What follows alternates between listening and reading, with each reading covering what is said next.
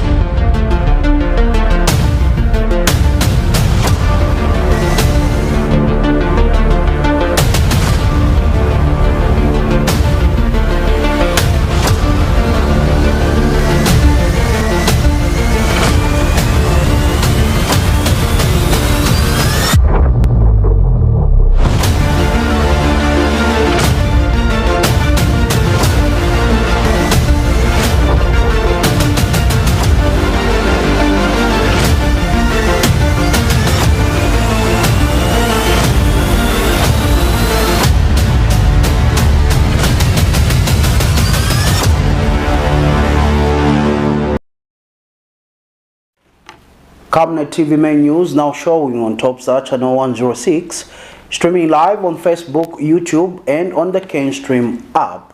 With the main news in detail, I'm Tapelo Joe Smarter. The government has called upon the media in the country to uphold high standards of professionalism when reporting.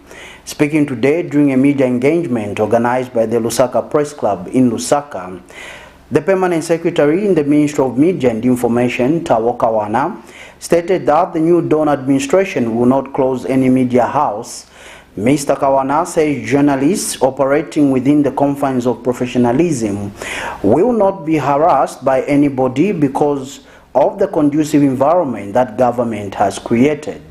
Mr. Kawana has urged journalists to exercise caution in their reporting, warning that those who promote division will be held accountable under the law. He emphasized the need for responsible journalism. Mr. Kawana has reaffirmed government's commitment to uphold free press freedom in the country. Other notable media stakeholders that attended the media event are Mr. Zambia, Bloggers of Zambia, Women in News, Free Press Initiative, and Media Liaison Committee. This media breakfast engagement provides a valuable platform for dialogue, reflection, and exchange of ideas on the issues that shape the work of the media in our country. As governments, we have consistently underscored the critical role of the media in promoting democracy, accountability, and good governance. It is for this reason that the Ministry of Information and Media remains steadfast in its commitment to advancing press freedom in Zambia. I am pleased to note that the media organizations across the country continue to operate freely without undue interference from the state. This environment must be nurtured and protected for the growth of our democracy.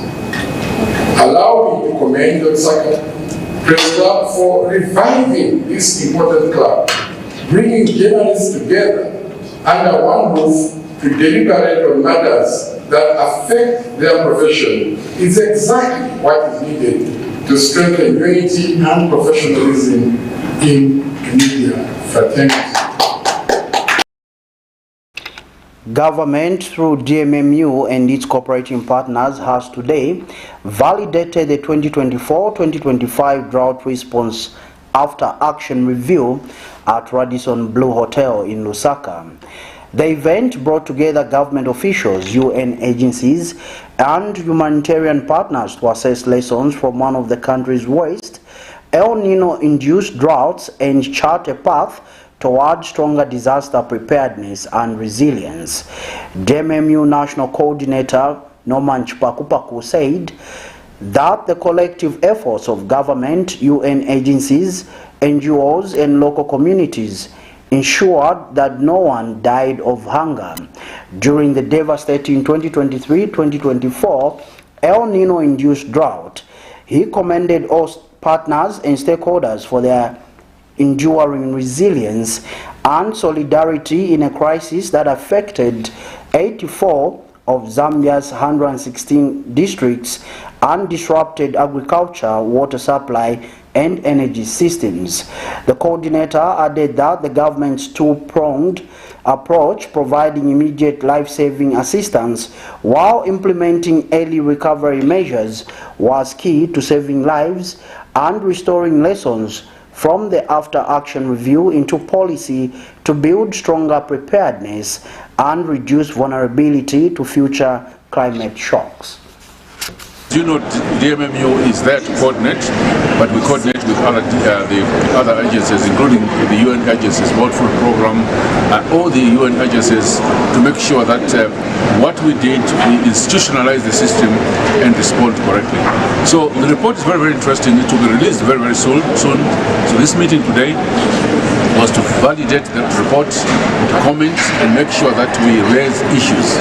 And one of the issues which has been raised, which has been very, very clear, is that we need more coordination. DMMU has to do its job and coordinate so that if we're hit by another drought or another disaster, the coordination should be better.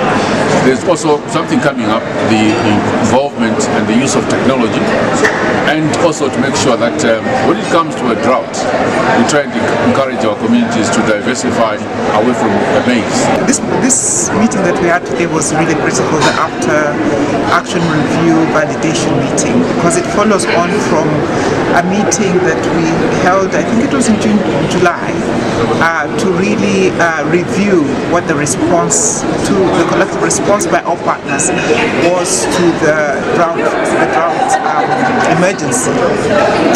And in reviewing this, what has come out very clearly is that there was a lot of positiveness, the fact that all partners came together to support the government. We had the civil society organizations, both at the national and the international level. We had the cooperating partners, we had the UN entities, all working under DMMU, the Disaster Management Unit, to really complement the government's efforts. But in addition to the positiveness, I think the other part of this was also looking at what could we have done better.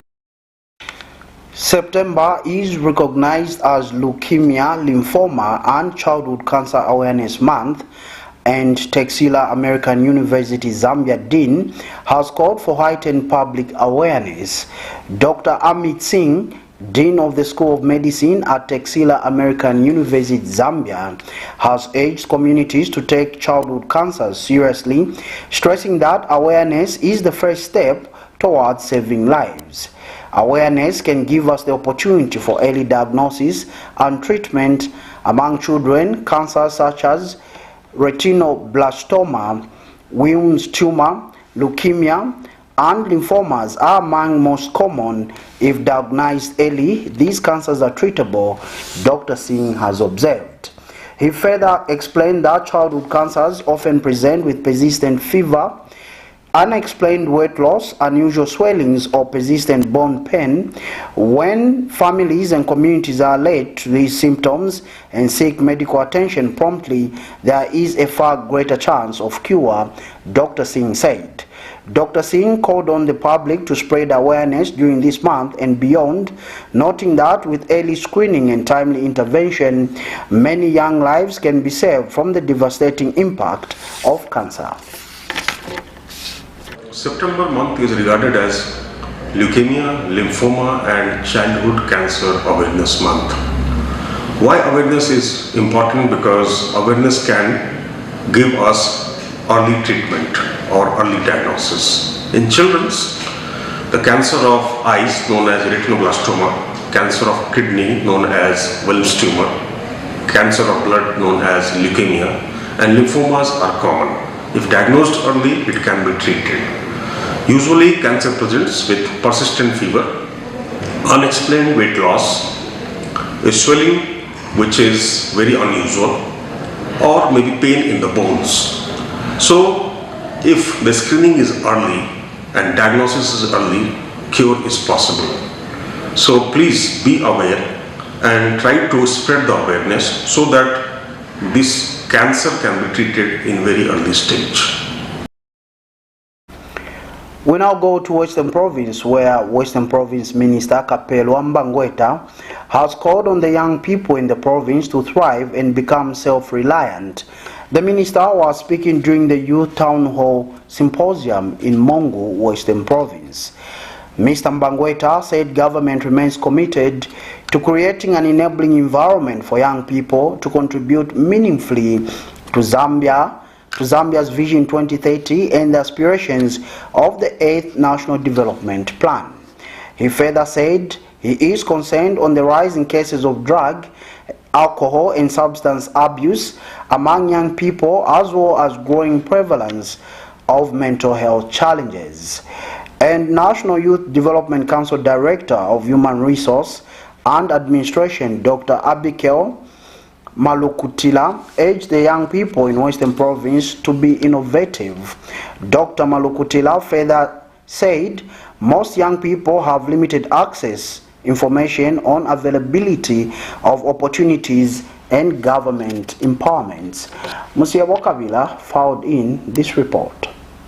Thousands of youth in Mongo gathered to attend the Youth Town Hall Symposium organized by the National Youth Development Council under the Ministry of Youth, Sports and Child Development, held at Hope Church in Mongo District, Western Province. The aim of the symposium is to bring together youth and service providers in order to highlight some government empowerment programs for the youths. And Western Province Minister Mbangweta officiated at the symposium with a call for young people in Western Province to thrive, become self-reliant, and contribute meaningful to Zambia's Vision 2030, 8th National Development Plan. As a government, therefore, we remain deeply concerned about the rising cases of drug, alcohol, and substance abuse among the young people. As well as I conclude, I wish to emphasize that government remains committed to creating an enabling environment where young people can thrive, become self-reliant, and contribute meaningfully to the attainment of Zambia's Vision 2030 and the aspirations of the 8th National Development Plan. I encourage you all to take full advantage of the meeting to equip yourselves with knowledge and seize opportunities that will foster your growth and development. Others who spoke are National Youth Development Council Director, Human Resource and Administration, Dr. Abigail Malukutila, representing Acting Council Secretary and Chief Executive Officer of National Development Council, Wanakankiza, and the CEC Acting Provincial Coordinator, Keminase Ampa. Town hall meetings therefore service or serve as a platform for information sharing and the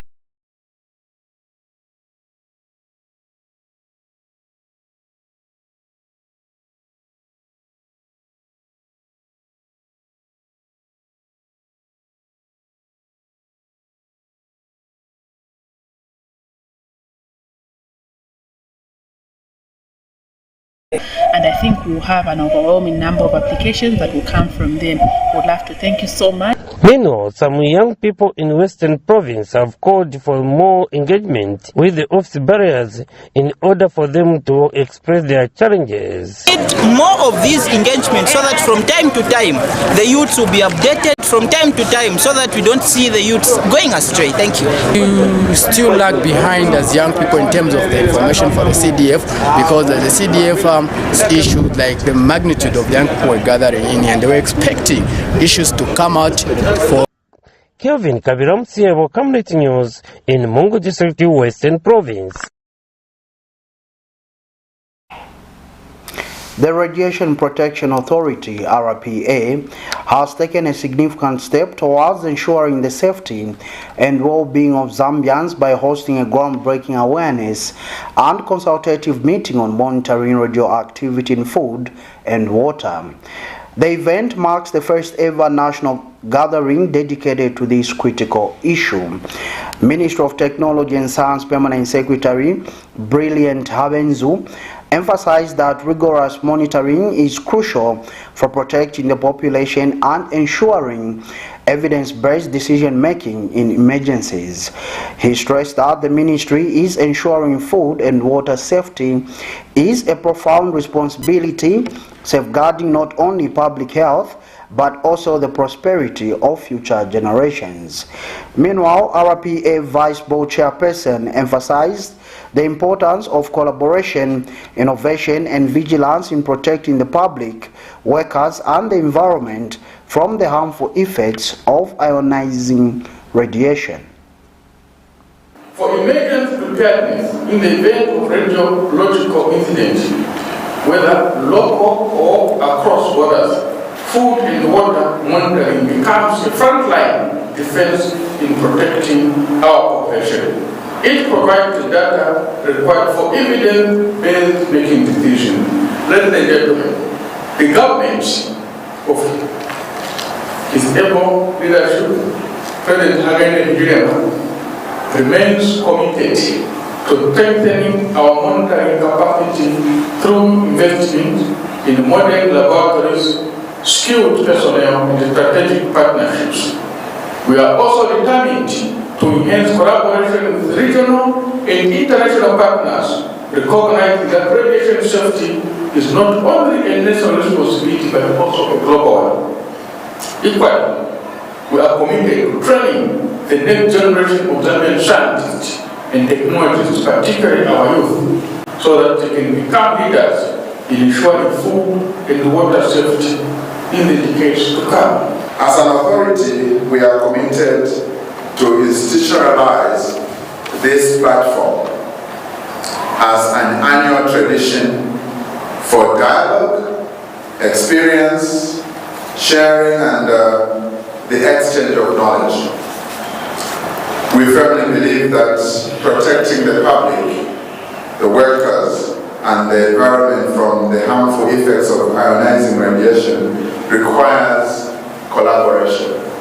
And for this collaboration to work, we require all those stakeholders, manufacturers of food, substances and water, transporters, sellers, and other users. This meeting, therefore, provides an invaluable opportunity to collectively strengthen Zambia's radiation safety infrastructure while aligning with regional and international best practices.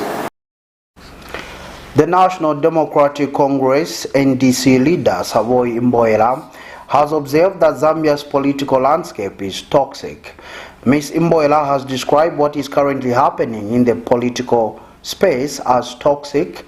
She has called for reconciliation among political players for the country to develop and move forward. Ms. IMBOELA has noted that citizens are more concerned with trading insults to people with divergent views. She notes that with these divisions, it is hard for the country to prosper. She has called on the Republican President Hakainde Hichilema to embrace everybody regardless of political affiliation. Zambia right now has a very toxic political environment. You know, when you move around, you see the kind of politics which are happening.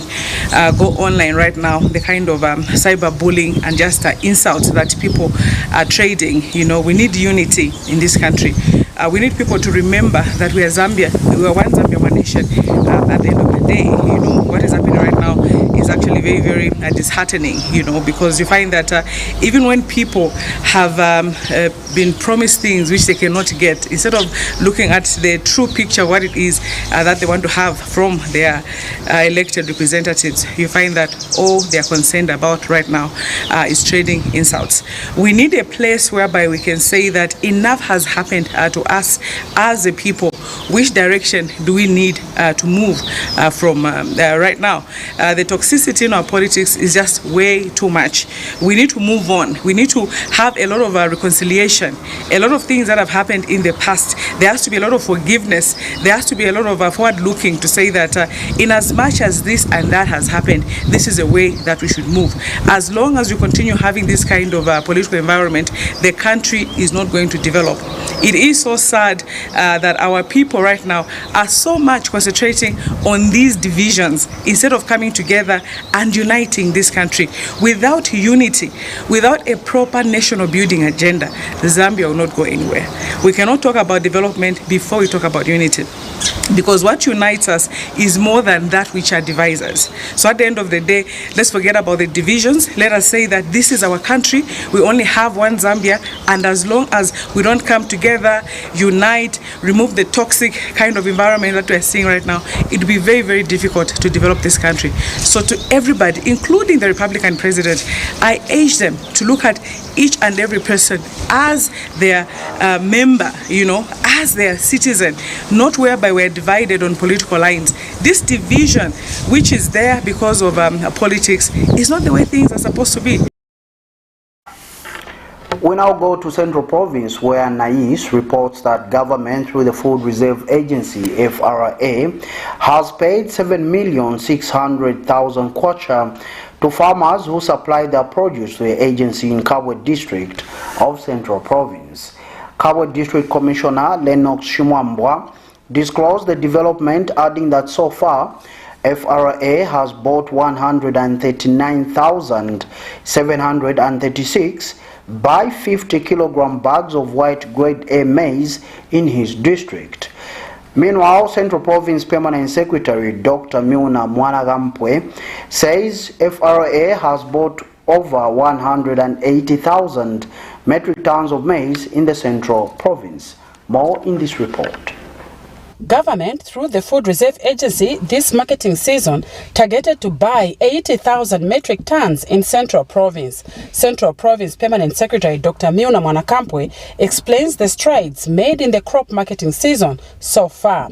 The Food Reserve Agency did give Central Province a target of 80,000 metric tons that were to be purchased. We have purchased way above 180,000 metric tons, and by this I must state that we have purchased 152,847.5 metric tons of maize as of today, and as of this afternoon we have purchased another 1,517 metric tons, making a cumulative figure 154,366.75. And Kabwe District Commissioner Lennox Shimwambwa says the agency has so far disbursed 7.6 million kwacha to farmers who supplied their produce to FRA in the district. As a district, we were given a target of 5,600 metric tons. What we have procured so far is 6,987 tons. And we, in terms of bags, we have 139,736. That is what translates to 6,987. So clearly you can see we have gone over the target by over 1,000 tons.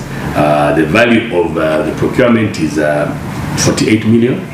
We have so far disbursed 7.6 million, and the balance thereof is 40 million that we need to clear off our farmers. Meanwhile, Kabwe District Farmers Association Chairperson Christopher Lewis has commended government for deciding to buy all the maize from farmers. Government is looking to food security, which is very important to the nation, the nation's growth. And yeah, the government, yeah, I commend them. It is, you know, they have come in with the best price and they want to buy more. While the farmers are delivering their maize in timely fashion, I think FRA, there's been a bit of a delay in payments. Helen Witte reporting from Kawe, Central Zambia.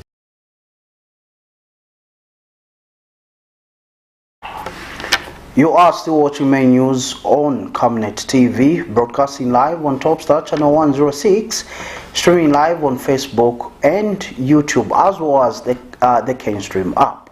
We'll take a break, but do join us for international and sports news when we come back. Do stay tuned.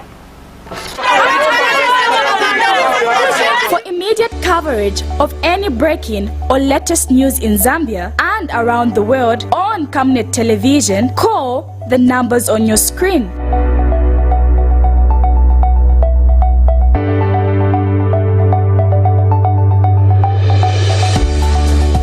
Camnet Television, bringing to your screens fair news, impartial news, credible and reliable news all the time. Get the whole truth on Camnet World News.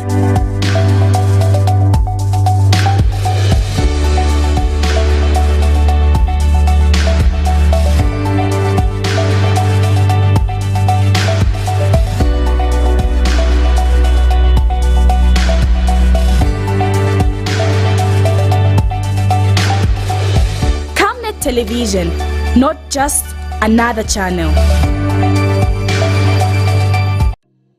Enjoy the benefits of an instant loan with us ranging from 1,000 kwacha to 750,000 kwacha paid express once collateral is viewed, valued and verified.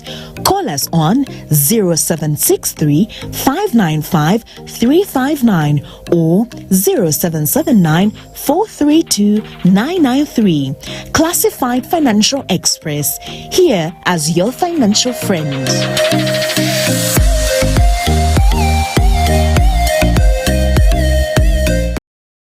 Are you looking for a reliable and efficient courier company with international standards?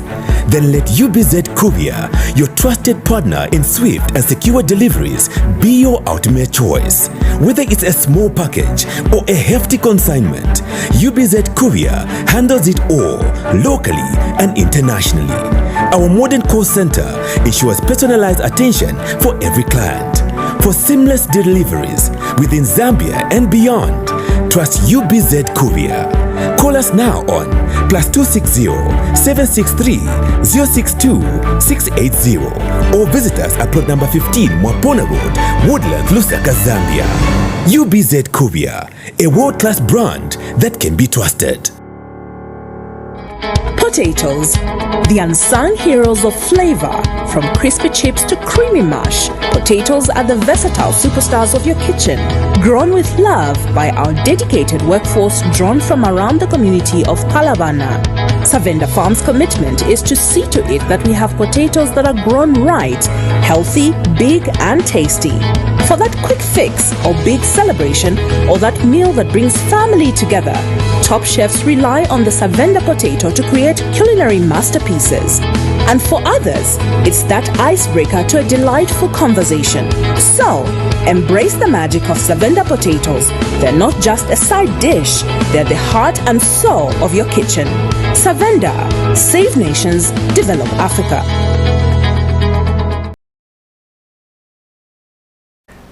Welcome back and thank you so much for still joining us. The main news continues.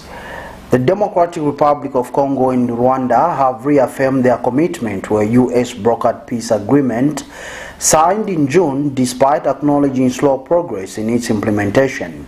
The agreement aims to end years of armed conflict between the two countries, particularly in eastern Congo, which has been plagued by violence and humanitarian crises for decades. The peace agreement has been welcomed by international organizations, including the UN, which sees it as a crucial step towards stability in the region. However, the slow implementation progress highlights the challenges that lie ahead in realizing lasting peace. Here's a roundup of international stories. The Democratic Republic of Congo and Rwanda have reaffirmed their commitment to fully implementing the June 2025 peace agreement known as the Washington Accord. This follows the second meeting of the Joint Oversight Committee in the United States on Wednesday, attended by representatives of the DRC, Rwanda, the US, Qatar and the African Union. Under the June agreement, Kigali and Kinshasa commit to respecting each other's sovereignty, territorial integrity, national unity and the peaceful settlement of disputes. In a joint statement on Wednesday, the committee acknowledged the slowness of progress. Discussions focused on addressing challenges, including reports of ongoing violence in the eastern DRC and identifying steps to ensure compliance. In a key development, Kinshasa reiterated that it has no policy of supporting the Democratic Forces for the Liberation of Rwanda, while Kigali reaffirmed respect for the DRC's territorial integrity. The next meeting takes place in Doha. In Bukavu, eastern Congo, tension is rising as residents struggle to cope with a shortage of usable banknotes following the takeover by the M23 rebel group in February. Ale Mukumiro, a fridge technician, expressed his frustration, saying shopkeepers refuse damaged money despite it being exchanged with local money changers for small amounts. I came to buy the tools I will use to repair filters and rods, but they refuse the money on the pretext that it is damaged. All my money has numbers, but they refuse it because it has been glued together, and especially these perforated bills that they have punched holes in and patched back together. They refuse all these bills, and yet I just exchange them with money changers on the road. Since the city banks were closed by authorities, many people have resorted to using old torn notes, causing confusion among buyers and sellers. We take this money in exchange for small amounts. These perforated bills for 20,000 Congolese francs, we give the owners 5,000 and 5,000 Congolese francs to 500. The M23 takeover in the region has destabilized the governance and control by the authorities, while also disrupting business flow. David Yanga, an economics professor, argued that these damaged banknotes should be accepted as a valid currency given the lack of cash flow from the government. We are virtually cut off from the world as far as the part of the government that actually has the power to print money is actually concerned. While the M23's governor recently opened a bank for exchanging damaged notes for new ones, the overwhelming demand led to a suspension of operations, with the humanitarian crisis worsening and daily lives disrupted. Residents like Mukumira are left struggling to feed their families amidst the chaos. As the death toll from Sunday's earthquake in Afghanistan rises, global aid agencies are warning of dwindling funds for food, shelter and medicine for survivors. Just a few countries have publicly committed money, with many traditional donors yet to come forward. In addition, poor infrastructure in the country that is still fragile following decades of war has also hampered the emergency response. Taliban officials say the death toll is now close to 1,500, but that number is expected to rise as rescue workers battle to pull bodies from destroyed buildings. About 3,500 people have been injured, while close to 7,000 homes were destroyed. The International Federation of Red Cross and Red Crescent Societies says humanitarian needs are vast and growing rapidly. International funding to Afghanistan has fallen dramatically since the Taliban takeover in 2021, and just 28% of the target for humanitarian aid has been met this year.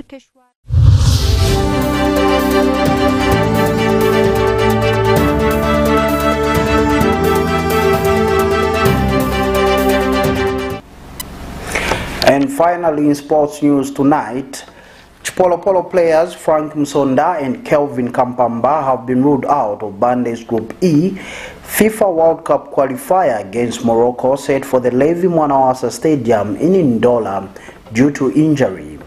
Bahrain-based Msonda and Zesco United's Kampamba were initially part of the squad, but after medical assessment were exempted from the Morocco assignment.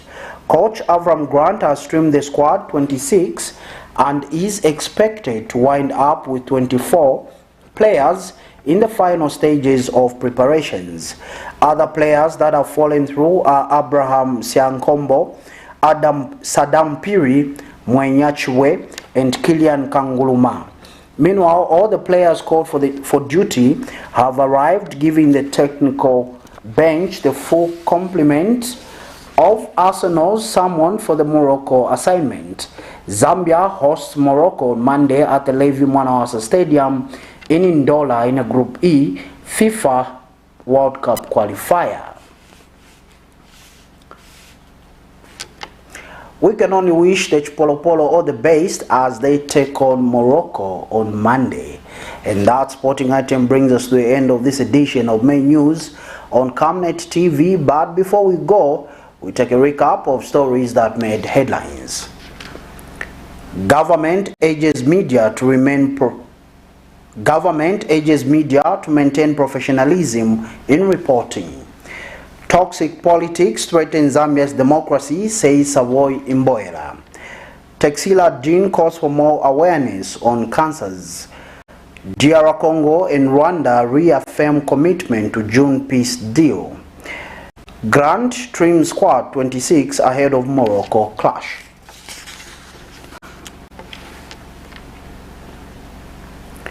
We now look at the Camnet verse for the day, coming from the book of Psalm, chapter 121, verse 7 to 8. It reads, "The Lord shall preserve thee from all evil. He shall preserve thy soul. The Lord shall preserve thy going out and thy coming in from this time forth and even forevermore." That ends the Bible reading, and that ends the main news on Camnet TV. But dear viewer, do remember, like always, that Camnet TV is not just another channel. Now showing on Topstar channel 106, streaming live on Facebook, YouTube, and on the CanStream app. On behalf of the entire production team, I'm Tapelo Joe Smarter. Good evening and God bless.